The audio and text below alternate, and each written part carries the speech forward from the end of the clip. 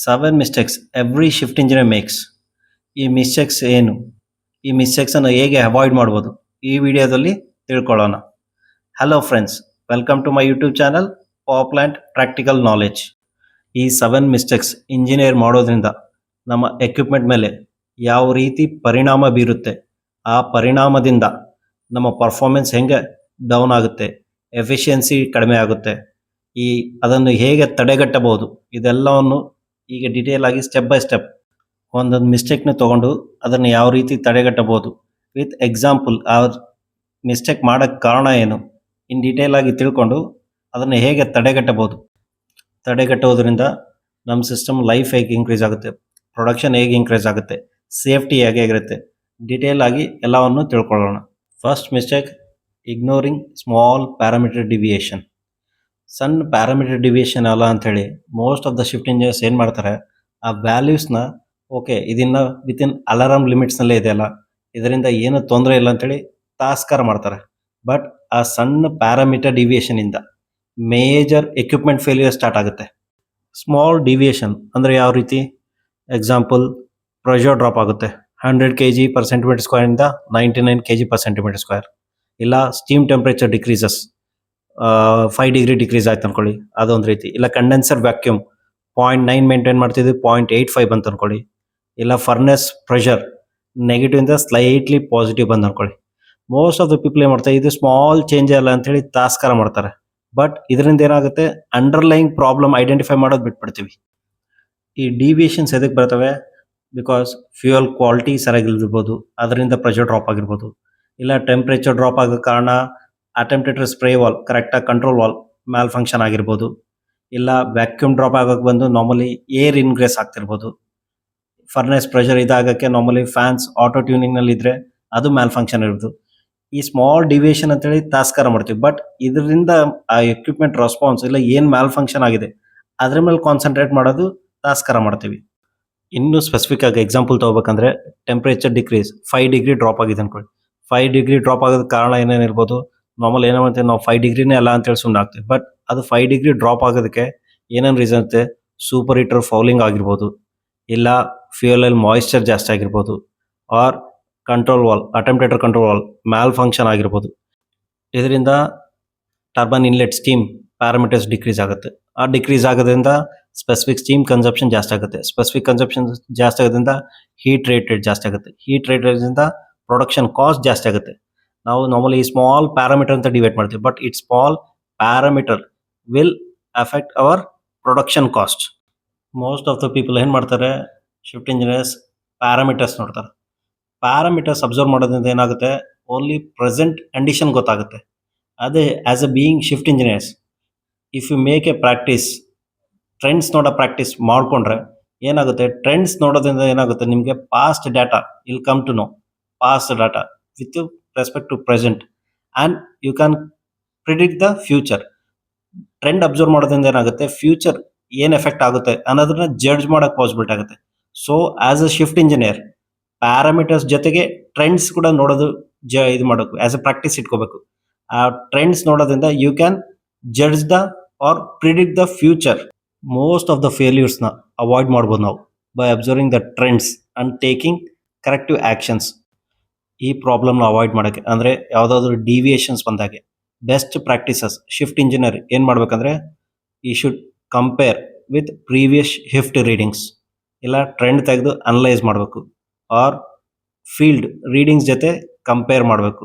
On the same ಇದನ್ನೇನು ಮಾಡಬೇಕು, next relieving shift ಇಂಜಿನಿಯರ್ಗೆ ಇನ್ಫಾರ್ಮ್ ಮಾಡೋಗಬೇಕು, so that he can also continuously monitor.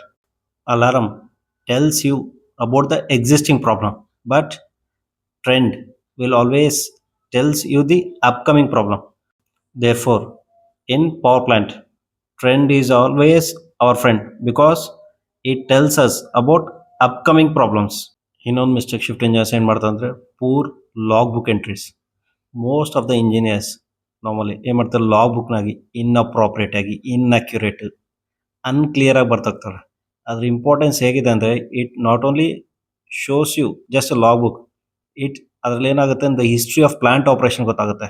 ಅದು ಇನ್ನೊಂದು sometimes it will support you as a legal document. ಯಾವುದಾದ್ರೂ equipment failure ಆದಾಗ ಇಲ್ಲ ವ್ಯಾರಂಟಿ ಇಶ್ಯೂಸ್ ಬಂದಾಗೆ this log books will support you to claim warranty ಇಲ್ಲ insurance. ಎಷ್ಟೋ ಸರಿ ಇದು ಹಿಸ್ಟ್ರಿ ಆಫ್ ಲಾಗ್ ಬುಕ್ಸ್ ನಿಮಗೆ ಲೀಗಲ್ ಡಾಕ್ಯುಮೆಂಟ್ ಆಗಿ ಸಪೋರ್ಟ್ ಮಾಡುತ್ತೆ ಟು ಫೈಟ್ ಕೇಸಸ್.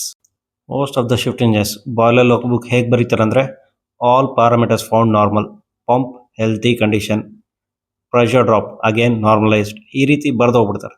ಈ ರೀತಿ ಬರೆಯೋದ್ರಿಂದ ಏನಾಗುತ್ತೆ, ನೆಕ್ಸ್ಟ್ ಬರೋ ಶಿಫ್ಟ್ ಇಂಜಿನಿಯರ್ಗೆ ಯಾವ ಪ್ಯಾರಾಮೀಟರ್ಸ್ ನಾರ್ಮಲ್ ಇದೆ, ಪ್ರೆಷರ್ ಡ್ರಾಪ್ ಆಯಿತು, ಪ್ರೆಷರ್ ಎದಕ್ಕೆ ಡ್ರಾಪ್ ಆಯಿತು, ಯಾವ ಟೈಮಲ್ಲಿ ಡ್ರಾಪ್ ಆಯಿತು, ಬಿಕಾಸ್ ಆಫ್ ವಾಟ್ ರೀಸನ್, ಇದೇನು ಗೊತ್ತಾಗಲ್ಲ. This is not the healthy writing of log book. Log book healthy ಹೇಗೆ ಅಂದರೆ you should specify the reason, what was the cause and what was the effect and what is the corrective action taken with respect to time. ಈ ರೀತಿ detail ಆಗಿ log book ಬರೀಬೇಕು. Log book ಅನ್ನೋದು it's not just a documentation, it's a shift hand out tool ಅಂತ ಕರಿತೀವಿ ನಾವು.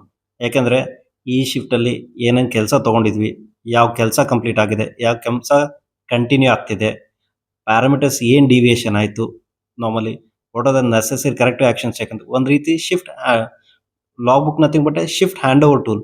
Next ಬರೋ shift ಇಂಜಿನಿಯರ್ಸ್ಗೆ previous ಶಿಫ್ಟ್ನ complete information ಕೊಡುತ್ತೆ. It's history, alarm, it's trends, ಅದು ಕಂಪ್ಲೀಟಾಗಿ ಕೊಡುತ್ತೆ ಅದು. Log books also helps as a troubleshooting tool. Because ಯಾವಾಗಾದ್ರೂ ಪಂಪ್ ಅಬ್ನಾರ್ಮಾಲಿಟಿ ಬಂತಂದರೆ ಇದು ಪ್ರೀವಿಯಸ್ ಟೈಮಲ್ಲಿ ಈ ರೀತಿ ಅಬ್ನಾರ್ಮಾಲಿಟಿ ಯಾವಾಗ ಬಂದಿತ್ತು, ಅವಾಗ ಏನು ಆ್ಯಕ್ಷನ್ ತೊಗೊಂಡಿದ್ದು, ಯಾವ ಪ್ಯಾರಾಮೀಟರ್ಸ್ ಇನ್ಕ್ರೀಸ್ ಆಗಿದ್ದು, ಪ್ಲಸ್ ವಿತ್ ಈಗ ಅವ ಸೇಮ್ ಪ್ರಾಬ್ಲಮ್ ಬರೋದ್ರಿಂದ ಏನು ಡಿವಿಯೇಷನ್ ಇದೆ. It helps us as a troubleshooting tool. Even this log book helps us as a legal document or audit document. Because ಯಾವುದಾದ್ರೂ ಇನ್ಸಿಡೆಂಟ್ಸ್ ನಡೆದಾಗೆ ನಾರ್ಮಲಿ ಯಾವುದಾದ್ರೂ insurance ಬಂದು ಚೆಕ್ ಮಾಡಬೇಕಂದ್ರೆ they will check first the log book, what are the reason, actual causes ಏನಿದೆ, it then this log book will act as a official document during audits also. Normally what are the any audit points ಅಲ್ಲಿ audit key parameters ಆಗಲಿ audit ಮಾಡೋ ಮುಂದೆ ಏನಾಗುತ್ತೆ, this log book will help us as a official document. ಅದಕ್ಕಾಗಿ ಹೇಳ್ತಾರೆ a good engineer will operate the plant efficiently and safely, but a great engineer along with operating he will document the plant operation also. ಇನ್ನೊಂದು big mistake shift engineers ಮಾಡೋದೇನೆಂದರೆ delaying field inspection. Most of the engineers ಏನು ಮಾಡ್ತಾರೆ ಅಂದರೆ DCS ಮೇಲೆ depend ಆಗಿಬಿಡ್ತಾರೆ. ಅದ್ರ ಕೂಡ valuable data ಅದ್ರ ಮೇಲೆ ಡಿಪೆಂಡ್ ಆಗಿಬಿಡ್ತಾರೆ. ಬಿಕಾಸ್ ಆಫ್ ದಟ್ ಏನು ಮಾಡ್ತಾರೆ, ಫೀಲ್ಡ್ ವಿಸಿಟ್ ಮಾಡೋದು ಅವಾಯ್ಡ್ ಮಾಡ್ತಾರೆ.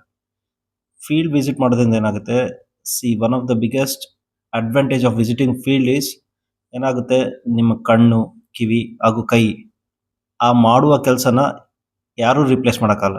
ಬಿಕಾಸ್ ಏನಾಗುತ್ತೆ, ಫೀಲ್ಡ್ ವಿಸಿಟ್ ಮಾಡೋದ್ರಿಂದ by your eyes any abnormality ಇದ್ದರೆ ಐಡೆಂಟಿಫೈ ಮಾಡಲು ಪಾಸ್ ಆಗುತ್ತೆ. ಅದೇ ಬೈ ಯುವರ್ ಇಯರ್ ಏನಾಗುತ್ತೆ, ಯಾವುದಾದ್ರು ಅಬ್ನಾರ್ಮಲಿಟಿ ಸೌಂಡ್ ಇತ್ತಂದರೆ ಡ್ಯೂರಿಂಗ್ ಅರ್ಲಿ ಸ್ಟೇಜಸ್ನಲ್ಲಿ ಅಬ್ನಾರ್ಮಲ್ ಸೌಂಡ್ ಐಡೆಂಟಿಫೈ ಮಾಡೋದ್ರಿಂದ ಮೇಜರ್ ಪ್ರಾಬ್ಲಮ್ನ ತಡೆಗಟ್ಬೋದು. ಅದೇ ರೀತಿ by your hand, by touching you can feel the temperature on the sense of the equipment. ಆ ರೀತಿ ಟಚ್ ಮಾಡೋದ್ರಿಂದ ಏನಾಗುತ್ತೆ, ಸ್ಮಾಲ್ ಅಬ್ನಾರ್ಮಲಿಟೀಸ್ ಇದ್ರೂ ಕೂಡ ಯು ಕ್ಯಾನ್ ಐಡೆಂಟಿಫೈ ಮಾಡಿ ಮೇಜರ್ ಡ್ಯಾಮೇಜ್ನ ತಡೆಗಟ್ಬೋದು. So these 3 things cannot be replaced. Why most of the shift engineers avoid field visit? Because one of the reason ಏನಿರುತ್ತೆ ಅಂದರೆ they will be busy with DCS monitoring, ಇಲ್ಲಾಂದರೆ some administrative work ಇರುತ್ತೆ, ಇಲ್ಲಾಂದರೆ thinking that all parameters are normal, everything is okay in the field, ಇಲ್ಲಾಂದರೆ alarms ಮೇಲೆ depend ಆಗುತ್ತಾರೆ. This may be very dangerous, assuming everything is normal and avoiding field inspection. It will cause you a very dangerous and severe effect. ಇನ್ನೊಂದು shift engineers ಅರ್ಥ ಮಾಡ್ಕೋಬೇಕಾದ್ರೆ ಏನಂದರೆ DCSನಲ್ಲಿ ನಿಮಗೆ ಎಲ್ಲ ಕಾಣಿಸಲ್ಲ. Maximum DCSನಲ್ಲಿ ಏನು ಕಾಣ್ಬೋದು, ನಿಮಗೆ ಪ್ರೆಷರ್ ಕಾಣ್ಬೋದು, ಟೆಂಪ್ರೇಚರ್ ಕಾಣ್ಬೋದು, ಇಲ್ಲ ಫ್ಲೋ ಕಾಣ್ಬೋದು, ಇಲ್ಲ ಲೆವೆಲ್ ಗೊತ್ತಾಗ್ಬೋದು, ಕರೆಂಟ್ ಗೊತ್ತಾಗ್ಬೋದು. ಬಟ್ ಅದೇ ಫೀಲ್ಡ್ ವಿಸಿಟ್ ಮಾಡೋದ್ರಿಂದ ನಿಮಗೆ ಸ್ಟೀಮ್ ಲೀಕ್ ಐಡೆಂಟಿಫೈ ಆಗುತ್ತೆ, ಇಲ್ಲ ಪಂಪ್ ಅಬ್ನಾರ್ಮಲಿಟಿ ಸೌಂಡ್ ಗೊತ್ತಾಗುತ್ತೆ, ಯಾವುದಾದ್ರೂ ಕಪ್ಲಿಂಗ್ ಮಿಸ್ಅಲೈನ್ಮೆಂಟ್ ಇದೆ ಅದು ಗೊತ್ತಾಗುತ್ತೆ, ಇಲ್ಲ ಎನಿ ಆಯಿಲ್ ಲೀಕೇಜಸ್ ಇದೆ ಇದು ಗೊತ್ತಾಗುತ್ತೆ, ಇಲ್ಲಾಂದರೆ ಫೀಲ್ಡಲ್ಲಿ ಯಾವುದಾದ್ರೂ ಕೇಬಲ್ ಸ್ಪಾರ್ಕ್ ಆಗ್ತಿದೆಯಾ, ಓವರ್ ಹೀಟ್ ಆಗ್ತಿದೆಯಾ, ಇಲ್ಲ ಯಾವುದಾದ್ರೂ ಕೇಬಲಲ್ಲಿ ಅಬ್ನಾರ್ಮಲಿಟಿ ಟೆಂಪ್ರೇಚರ್ ಬರ್ತಿದೆಯಾ. You can identify all these by visiting field inspections. If you take a practical example, feed pump DCS ಅಲ್ಲಿ ನೋಡೋದ್ರಿಂದ ಪ್ರೆಷರು ನಾರ್ಮಲ್ ಇರುತ್ತೆ, ಫ್ಲೋ ನಾರ್ಮಲ್ ಇರುತ್ತೆ, ಟೆಂಪ್ರೇಚರ್ಸ್ ನಾರ್ಮಲ್ ಇರುತ್ತೆ. ಬಟ್ ಡ್ಯೂರಿಂಗ್ ಫೀಲ್ಡ್ ವಿಸಿಟ್ ಹೋದಾಗ ಏನಾಗುತ್ತೆ, ಸ್ಲೈಟ್ ಟೆಂಪ್ರೇಚರ್ ರೈಸ್ ಆಗಿರುತ್ತೆ. Normally bearing temperatures ಅದು DCS ನಲ್ಲಿ ಗೊತ್ತಾಗಲ್ಲ normally. Because of that it may observe ಮಾಡಿ ಪಂಪ್ ಚೇಂಜ್ ಓವರ್ ಮಾಡ್ಬೋದು. ಆ ಪಂಪ್ ಚೇಂಜ್ ಓವರ್ ಮಾಡೋದ್ರಿಂದ you may avoid the major bearing failure. ಇನ್ನೊಂದು ಪ್ರಾಕ್ಟಿಕಲ್ ಎಕ್ಸಾಂಪಲ್ ಬಂದು steam leak. Steam leak, small steam leak ಅಂತಂದ್ರೆ ನಿಮಗೆ ಅದು DCS ನಲ್ಲಿ ಐಡೆಂಟಿಫೈ ಆಗಲ್ಲ. ಯಾಕಂದ್ರೆ that small steam leak there may be no major pressure drop. So ಆ ಸ್ಟೀಮ್ ಲೀಕ್ DCS ನಲ್ಲಿ ಗೊತ್ತಾಗಲ್ಲ. ಅದೇ ಫೀಲ್ಡ್ ಇನ್ಸ್ಪೆಕ್ಷನ್ ಹೋದ ಆ ಸ್ಟೀಮ್ ಲೀಕ್ ಆಗೋದ್ರಿಂದ ಏನಾಗುತ್ತೆ, ಆ steam very at earlier stages identify ಆಗೋದ್ರಿಂದ you can prevent major leakage or major incidents. Because ಏನಾಗುತ್ತೆ, ಒಂದು ಬರ್ಸ್ಟ್ ಆಗೋ ಚಾನ್ಸಸ್ ಇರುತ್ತೆ. ಇಲ್ಲಾಂದ್ರೆ ಆ ಸ್ಮಾಲ್ ಲೀಕೇಜ್ ಇರೋದ್ರಿಂದ ಸೈಡ್ ಇರೋ ಇನ್ಸುಲೇಷನ್ಸ್ ಎಲ್ಲ ಡ್ಯಾಮೇಜ್ ಮಾಡಿ ಬಾಯ್ಲರ್ ಲಾಸಸ್ ಇನ್ಕ್ರೀಸ್ ಮಾಡುತ್ತೆ. By field inspection you can avoid all these minor at earlier stages and prevent major damages. ಇನ್ನೊಂದು ಪ್ರಾಬ್ಲಮ್ ಬಂದು hot electrical connection. Because in the MCC ಏನಾಗುತ್ತೆ, ನಿಮಗೆ motor voltage ಆಗಲಿ current ಆಗಲಿ normal ತೋರಿಸುತ್ತೆ. But during field visits what you can identify is the terminal temperature 120 degree ಹೋಗುತ್ತೆ. because there may be a loose connection or due to some other abnormalities. This can be identified only during field visit. Stop ಮಾಡಿ change over ಮಾಡಿ you can avoid the motor failure or abnormal tripping avoid ಮಾಡ್ಬೋದು. So field inspection is a must. Field visit ಅಲ್ಲಿ your senses plays a major role. Example ಗೆ eyes field visit ಹೋದಾಗ you can identify the air leak ಇದೆಯಾ, steam leak ಇದೆಯಾ, oil seepage ಇದೆಯಾ, any abnormality in movement of equipments or damage insulations. ನಿಮ್ಮ ears ಇಂದ air leak, steam leak or any bearing abnormal sound ಇಲ್ಲ cavitation, this all can be identified during site visits. ನಿಮ್ಮ touch ಮಾಡೋದ್ರಿಂದ excess vibration feel ಆಗ್ಬೋದು, ಇಲ್ಲ abnormal bearing heating identify ಮಾಡ್ಬೋದು. ಇಲ್ಲ site visit ಮಾಡಿದಾಗ ನಿಮ್ಮ ಸ್ಮೆಲ್ಲಿಂದ ಎಲ್ಲಾದರೂ ಫೈರ್ ಆಗ್ತಿದೆಯಾ, ಇಲ್ಲ ಯಾವುದಾದ್ರು ಕೇಬಲ್ ಸುಡ್ತಿದೆಯಾ, ಆಯಿಲಲ್ಲಿ ಎಲ್ಲಾದರೂ ಟೆಂಪ್ರೇಚರ್ ಬರ್ನ್ ಆಗ್ತಿದೆಯಾ, ಈ ರೀತಿ you can identify. These are all the senses which help you during field inspection and identify the problems at initial stage and avoid major damages. DCS will tell you what actually instruments is, but the field inspection will tell you what plant is actually experiencing with your senses.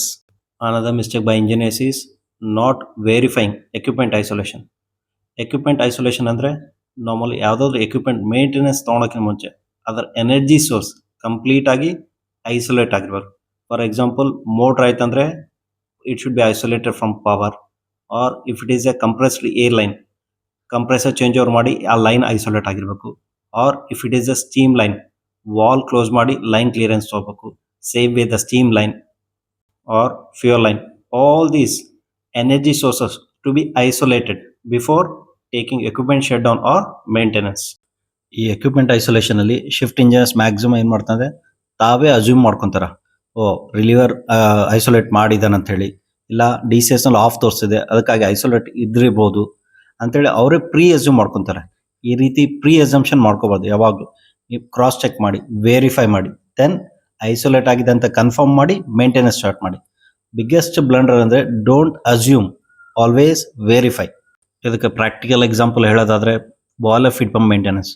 Boiler feed pump maintenance ತೊಗೊಂಡು ಏನಾಗುತ್ತೆ, permit ಬರ್ತೈತೆ, ಎಲ್ಲ ಬರ್ತೈತೆ. ಎಲ್ಲ ಕಡೆ ಏನಾಗಿದೆ ಅಂದರೆ normally suction valve, discharge valve, motorise valve ಆಗಿಬಿಟ್ಟಿದೆ.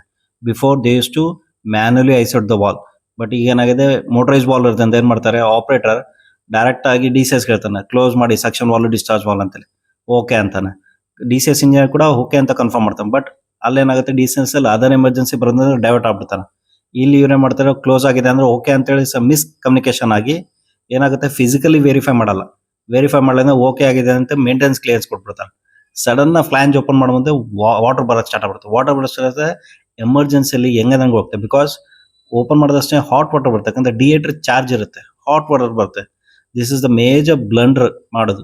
ಅದಕ್ಕೆ always verify, physically go and check, verify, then proceed for maintenance. ಇನ್ನೊಂದು ಪ್ರಾಕ್ಟಿಕಲ್ ಎಕ್ಸಾಂಪಲ್ ಹೇಳ್ಬೇಕಂದ್ರೆ ಮೋಟರ್ ಕೇಬಲ್ ರಿಪ್ಲೇಸ್ಮೆಂಟ್ ಮಾಡೋದು. ಇವ್ರು ಏನು ಮಾಡ್ತಾರೆ, ಮೋಟರ್ ಕೇಬಲ್ ರಿಪ್ಲೇಸ್ಮೆಂಟ್ ಬಂದ್ರೆ ಫೀಡರ್ ಆಫ್ ಮಾಡಕ್ಕೆ ಹೇಳ್ತಾರೆ. ನಾರ್ಮಲ್ ಏನು ಮಾಡ್ತಾರೆ, ಇಂಜಿನಿಯರ್ಸ್ ಫೀಲ್ಡ್ ಅಲ್ಲಿ ಇದ್ದು ಟೆಕ್ನಿಷಿಯನ್ಗೆ ಇನ್ಸ್ಟ್ರಕ್ಟ್ ಮಾಡ್ತಾರೆ. ಆರ್ ಅವನು ಟೆಕ್ನಿಷಿಯನ್ ಅದು will B A senior technician ಅಲ್ಲಿ. ಬಟ್ ಅವನಿಗೆ ಇನ್ಸ್ಟ್ರಕ್ಟ್ ಮಾಡಿದ ತಕ್ಷಣ ಏನಾಗ್ತದೆ, ಅವ್ನು ಹೋಗಿ ಫೀಡರ್ ಆಫ್ ಮಾಡತ್ತಾನಂತ, ಆಫ್ ಮಾಡಿ ಓಕೆ ಆಫ್ ಮಾಡಿದೀನಿ ಅಂತ ಕ್ಲಿಯರೆನ್ಸ್ ಕೊಟ್ಬಿಡ್ತಾನೆ. ಬಟ್ ಅವನೇ ಮಾಡತ್ತಾನೆ, ನಾರ್ಮಲಿ ಬೈ ಚಾನ್ಸ್ ನಮಗೆ ಬೇಕಾಗಿದ್ದ ಫೀಡರ್ ಬಿಟ್ಟು ಬೇರೆ ಫೀಡರ್ ಐಸೋಲೇಟ್ ಮಾಡಿ ಓಕೆ ಅಂತ ಕ್ಲಿಯರ್ಸ್ಕೊಳ್ತಾರೆ. ಆ ಟೈಮಲ್ಲಿ ಆಗುತ್ತೆ it may lead to injury or death also. ಅದಕ್ಕೆ ಈ ರೀತಿ ಐಸೋಲೇಷನ್ ಕರೆಕ್ಟಾಗಿ ಆಗಿದೆಲ್ಲ ಅಂತ ಚೆಕ್ ಮಾಡೋಕ್ಕೆ ಲೋಟೋ ಅನ್ನೋ ಪ್ರೊಸೀಜರ್ ಯೂಸ್ ಮಾಡ್ತೀವಿ. LOTO means LOTO, lockout and tag out ಅಂತೇಳಿ. ಲಾಕ್ಔಟ್ ಅಂಡ್ ಟ್ಯಾಗ್ ಔಟ್, ಇಪ್ಪ ಸಪೋಸ್ ಇಫ್ ಎನಿ ಯಾವುದಾದ್ರೂ ವಾಲ್ಸ್ ಇದೇನಾಗಿದೆ ಲಾಕ್ ಮಾಡ್ಕೊಂಡು ಹೋಗ್ಬೇಕು. Tag out means men at work, feeder isolated as men are working, ಈ ರೀತಿ ಟ್ಯಾಗ್ ಹಾಕೋಬೇಕು. ಸಿ ನಾರ್ಮಲಿ ಲೋಟೋ ಒಂದು best system because you lock the system and also tag the system. Plus shift engineers ಏನು ಮಾಡ್ಬೇಕಂದ್ರೆ ಇದರಲ್ಲಿ major role ಇರೋದು shift engineers. ಯಾವುದೇ system ಆಗಲಿ, ಸಪೋಸ್ ಪ್ರೋಸೆಸ್ ಲೈನ್ ಮೇಂಟೆನೆನ್ಸ್ ಕೊಡೋದು ಐಸೋಲೇಟ್ ಆಗಿದೆ ಅಂದರೆ ವಾಲ್ಸ್ ಎಲ್ಲ ಐಸೋಲೇಟ್ ಆಗಿ ಚೆಕ್ ಮಾಡಬೇಕು. ವೆಂಟ್ ಓಪನ್ ಆಗಿದೆ ಚೆಕ್ ಮಾಡಬೇಕು. ಡ್ರೈನ್ಸ್ ಎಲ್ಲ ಓಪನ್ ಆಗಿದೆ ಚೆಕ್ ಮಾಡಬೇಕು. Suppose if any fuel or gas line ಇತ್ತಂದ್ರೆ ಕಂಪ್ಲೀಟ್ಲಿ ಚೆಕ್ ಮಾಡಿ ನ್ಯೂಟ್ರಲೈಸ್ ಮಾಡಿ ಕೊಡಬೇಕಾಗುತ್ತೆ. ಅದೇ ರೀತಿ ಎಲೆಕ್ಟ್ರಿಕಲ್ ಸಿಸ್ಟಮ್ ಇದ್ರೆ ನಾರ್ಮಲಿ ಫೀಡರ್ ಆಫ್ ಆಗಿದೆ ಅನ್ಬೇಕು, ಆಲ್ಮೋಸ್ಟ್ ಐಸೋಲೇಟ್ ಆಗಿದೆ ಕನ್ಫರ್ಮ್ ಮಾಡ್ಕೊಂಡು ಮೇಂಟೆನೆನ್ಸ್ ಕ್ಲಿಯರೆನ್ಸ್ ಕೊಡಬೇಕು. ಮೋಟ್ರಿನ ಐಸೋಲೇಟ್ ಆಗಿದೆ ಅನ್ನೋಕ್ಕೆ ಕನ್ಫರ್ಮ್ ಮಾಡೋಕ್ಕೆ ಟ್ರೈ ಔಟ್ ಟೆಸ್ಟ್ ಅಂತೀವಿ. ಅಂದರೆ ಎಕ್ವಿಪ್ಮೆಂಟ್ ಸ್ಟಾರ್ಟ್ ಮಾಡೋಕ್ಕೆ ಟ್ರೈ ಮಾಡೋಕ್ಕೆ. If it does not get started then it is isolated. ಇದನ್ನ ಏನೌತಿ try out test. Finally isolation is not completed until it is physically verified. Next mistake ಅಂದರೆ poor shift hand over. See power plant ಏನಿದೆ 24 hours work ಆಗುತ್ತೆ around the clock, but the shift engineers will work in shift. So the best communication or the tool which we use is the hand over. So if the hand over poor ಆಗಿತ್ತು, incomplete ಆಗಿತ್ತು, ಕರೆಕ್ಟಾಗಿ information pass ಆಗಲಿಲ್ಲ ಏನಾಗುತ್ತೆ, it will lead to tripping ಆಗುತ್ತೆ, life threat ಆಗುತ್ತೆ, production risk ಆಗುತ್ತೆ, even the equipment damage ಆಗುತ್ತೆ, person damage ಆಗ್ಬೋದು. There may be any reasons. Poor shift hand over, what shift engineers should avoid. ಆ್ಯಕ್ಚುಲಾಗಿ shift hand over ಅಂದ್ರೆ ಏನು?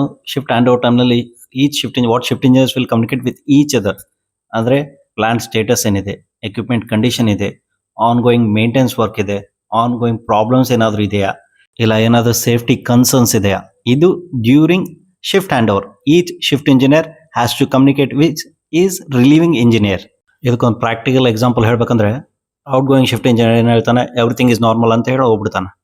ನಮ್ಮಲ್ಲಿ ಈಗ ಬಂದರೆ ಇನ್ಕಮಿಂಗ್ ಶಿಫ್ಟ್ ಇಂಜಿನಿಯರ್ ಏನು ಮಾಡ್ತಾನೆ, ಸ್ವಲ್ಪ ಅದಾದಮೇಲೆ ಡ್ರಮ್ ಲೆವೆಲ್ ಫ್ಲಕ್ಚುಯೇಟ್ ಆಗುತ್ತೆ, ಕಂಟ್ರೋಲ್ ಮಾಡೋದು ಭಾರಿ ಕಷ್ಟ ಆಗುತ್ತೆ. ನಮ್ಮಲ್ಲಿ some or the other way ಏನೋ ಮಾಡಿ ನಮ್ಮಲ್ಲಿ ಕಂಟ್ರೋಲ್ ಮಾಡ್ತಾನೆ. ಆಮ್ಯಾಗ ಗೊತ್ತಾಗುತ್ತೆ ನಮ್ಮಲ್ಲಿ ಪ್ರೀವಿಯಸ್ ಶಿಫ್ಟ್ನಲ್ಲಿ ಕೂಡ ಆ ಡ್ರಮ್ ಲೆವೆಲ್ ಟ್ರಾನ್ಸ್ಮಿಟರ್ ಫ್ಲಕ್ಚುಯೇಷನ್ ಇತ್ತು. ಅದೇ ಪ್ರೀವಿಯಸ್ ಶಿಫ್ಟ್ ಇಂಜಿನಿಯರ್ ಕಮ್ಯುನಿಕೇಟ್ ಮಾಡಿದ್ರೆ ಈಗ ಅವಲೇ ಆಕ್ಷನ್ ತಗೊಂಡು it can be avoided. These are the simple mistakes. This is one of the simple mistake. ಇನ್ನೊಂದು ಮಿಸ್ಟೇಕ್ ಏನಂದರೆ ಇಗ್ನೋರಿಂಗ್ ಆಕ್ಸಿಲರಿ ಎಕ್ವಿಪ್ಮೆಂಟ್ಸ್. ಅಂದರೆ ಆಕ್ಸಿಲರಿ ಎಕ್ವಿಪ್ಮೆಂಟ್ಸ್ನ ತಾಸ್ಕರ ಮಾಡೋದು.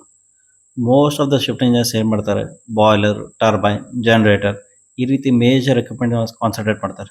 But one of the awareness engineer should have ಅಂದರೆ ಈ auxiliary equipments, suppose normally fans ಆಗಲಿ, feed pump ಆಗಲಿ, ACW, MCW, oil cooler, ಯಾವುದೇ auxiliary ಎಕ್ವಿಪ್ಮೆಂಟ್ನ ಪ್ರಾಬ್ಲಮ್ ಬಂದು plant ಓಡ್ಸೋಕ್ಕಾಗಲ್ಲ.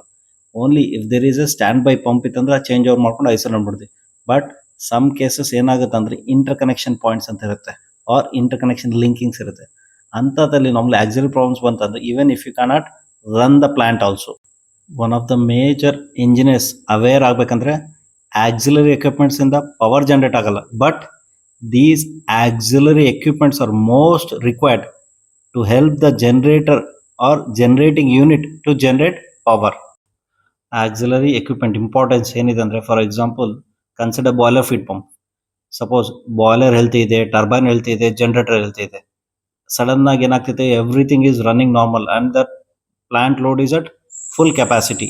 Suppose boiler feed pump trip ಆಯ್ತು ಅನ್ಕೊಳ್ಳಿ, ಆ ಟೈಮಲ್ಲಿ standby feed pump on ಆಗಲಿಲ್ಲ ಅನ್ಕೊಳ್ಳಿ, ಏನಾಗುತ್ತೆ, ರನ್ನಿಂಗ್ ಪಂಪ್ ಟ್ರಿಪ್ ಆಗಿ ಸ್ಟ್ಯಾಂಡ್ ಬೈ ಪಂಪ್ ರನ್ ಆಗಲಿಲ್ಲ ಅಂದರೆ drum level get slow and even by getting drum level unit will get tripped. So the importance of auxiliary equipment is more important and equal to the actual main equipment. ಇದೇ ರೀತಿ many practical examples ತೊಗೋಬೋದು ನೀವು.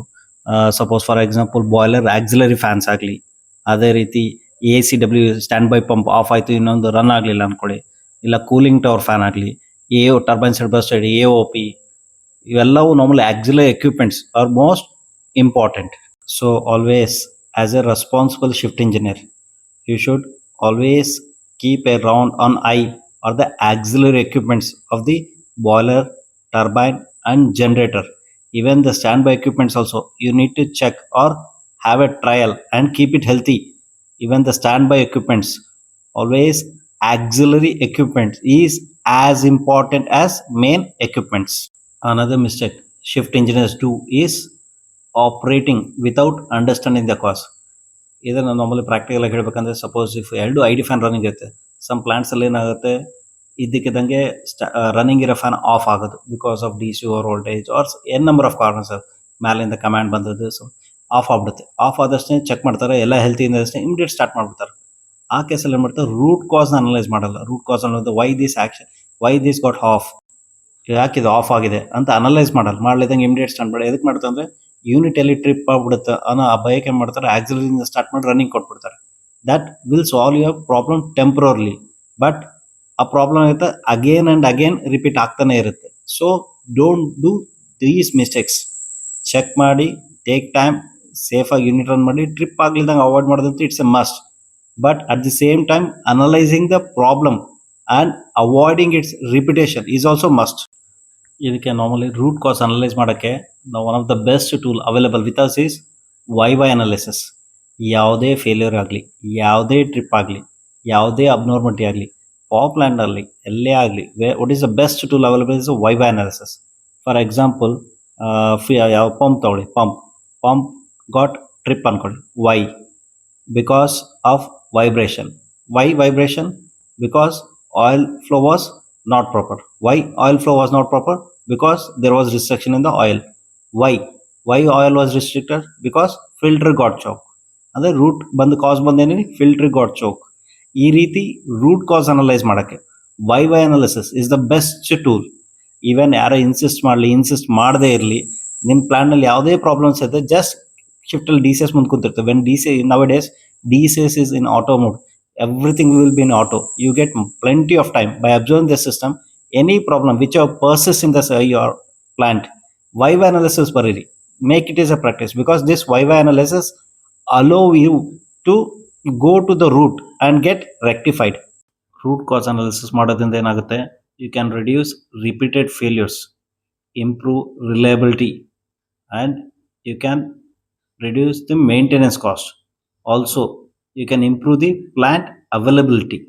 A good shift engineer is one who not only fixes the problem but analyzes the problem, solves the root cause, and avoids the same mistake repeating again and again. If you found this video useful, please like, share and subscribe. Thank you.